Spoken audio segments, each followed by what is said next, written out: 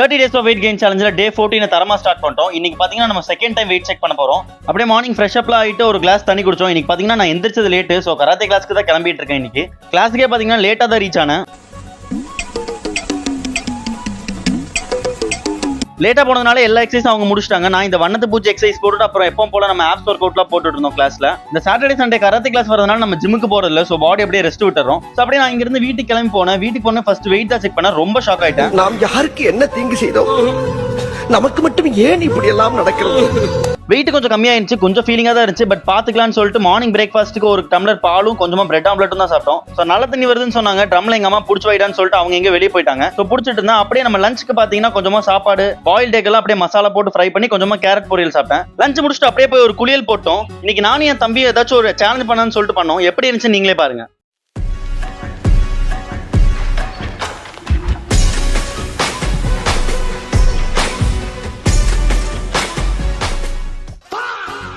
வேற எந்த மாதிரி சேலஞ்ச் பண்ணாலும் மறக்காம கமெண்ட் பண்ணுங்க.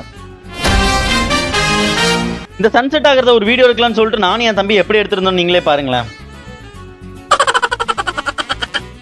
ஸோ அங்கிருந்து நானும் அப்படியே எல்லாரும் சேர்ந்து ஒரு நடைப்பயணத்தை போட்டு கிளம்பிட்டோம் டீ குடிக்கலாம்னு சொல்லிட்டு. ஸோ நாங்கள் போய் சிட்டி பேக்கரிக்கு போயிட்டு எல்லாரும் என்னென்ன வேணும்னு கேட்டுருந்தோம். எல்லாரும் வேற வேற கேட்டானுங்க. நான் கொஞ்சமா வித்தவுட் சுகர்ல லெமன் டீ வாங்கி குடிச்சேன். நான் கேட்ட லெமன் டீ வித்தவுட் சுகர், ஆனால் ஒரு சுகர் போட்டு தான் கொடுத்தாரு. சரி பரவாயில்லன்னு குடிச்சிட்டு அப்படியே வர வழியில பார்த்தீங்கன்னா சின்னதாக ஒரு ஐஸ்கிரீம் சாப்பிட்டோம். ஸோ அப்படியே வீட்டுக்கு வந்துட்டு யூனோ விளாண்டு இருந்தோம் எல்லாரும் சேர்ந்துட்டு. நைட்டு டின்னர் ரெடி ஆயிடுச்சுன்னாங்க. கொஞ்சமா 3 தோசையும் கொஞ்சம் சட்னி எடுத்து சாப்பிட்டுருந்தோம். கடைசியாக ஒரு ஆம்லெட்டோட முடிச்சோம். ஸோ சாப்பிட்டு டைஜஷன் ஆகிறதுக்காக 2 பீஸ் பப்பாயா சாப்பிட்டோம். ஸோ இன்னைக்கு டே சூப்பராக முடிச்சிட்டோம். டே 15ல பார்க்கலாம். பாய்.